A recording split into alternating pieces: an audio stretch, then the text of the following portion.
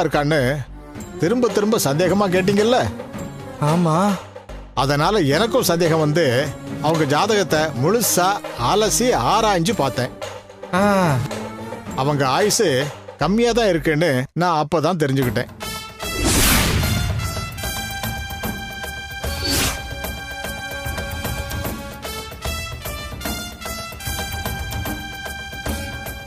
நம்ம கோமதி கொடுத்த பாய்சன் என்னை ஏமாத்தல, செம்மையா வேலை செஞ்சிருக்கு. தம்பி, இந்த விஷயம் உங்களை எவ்வளவு கஷ்டப்படுத்தணும்னு எனக்கு தெரியும். ஆனா எனக்கு வேற வழி தெரியல. அவசரத்துல முதல்ல தப்பா சொல்லிட்டேன். நீங்க அந்த நம்பிக்கையில இருந்து திடீர்னு அவங்களுக்கு ஏதாவது ஒன்று ஆயிடுச்சுன்னா என்னை பத்தி என்ன நினைப்பீங்க?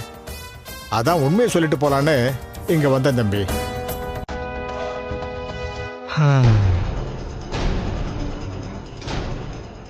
என்னையா சொல்றீங்க? இப்படி மாத்தி மாத்தி சொல்றீங்களேங்க.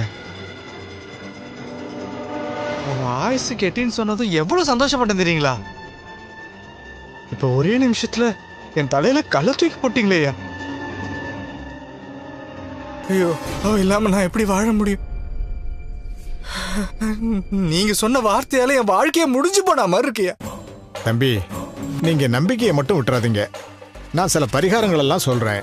அதையெல்லாம் கரெக்டா செஞ்சீங்கன்னா யமன் வர்றத கொஞ்சம் தள்ளி போடலாம். தள்ளி வர போடலாமா? கொஞ்சம் தான் தள்ளி போட முடியுங்களா? அவ தலையெழுத்து எதுவும் மாத்தல முடியாதுங்களா? நான் சொல்ற பரிகாரத்தை நம்பிக்கையோட செய்யுங்க தம்பி. நீங்க ஆசைப்பட்டது நடக்கும். அந்த பரிகாரத்தை சொல்லுங்க. எவ்வளவு கஷ்டமா இருந்தாலும் நான் செய்றேயா. என் கோமதிக்காக நான் என்ன வேணா செய்வேயா. நீங்க சொல்லுங்க.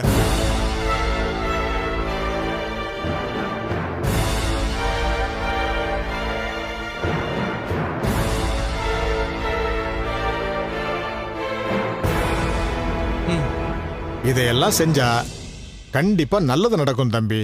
சரி, ரொம்ப நன்றிங்க. இதை வச்சுங்க தம்பி. அதான் ஏற்கனவே பணம் கொடுத்துட்டீங்களா தம்பி? பரவாயில்லைங்க, வாங்கிக்கங்க. ஆட்டோ பிடிச்சிட்டு போயிடுங்க. சரி தம்பி. சரிங்களா? நான் வரட்டுங்களா? நல்ல விஷயமா சொல்லியிருக்கேன் ஐயா. கோமதி, உனக்கு சாவு கன்ஃபார்ம்.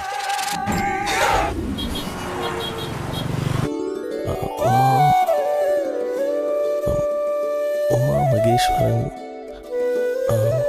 வேற என்ன வைக்கலாம்? ஓகே, இதே வைக்கலாம். மாமா, என்ன எழுதிட்டு இருக்கீங்க? அதுவா? அது ஒன்றும் இல்லை மாப்பிள்ள. பிறக்க போறவன் பாப்பாக்கு நல்ல தமிழ் பேரா வைக்கணும்டா. அதான் என்னென்ன பேர் வைக்கலான்னு இப்பயே லிஸ்ட் போட்டுக்கிட்டு இருக்கேன்.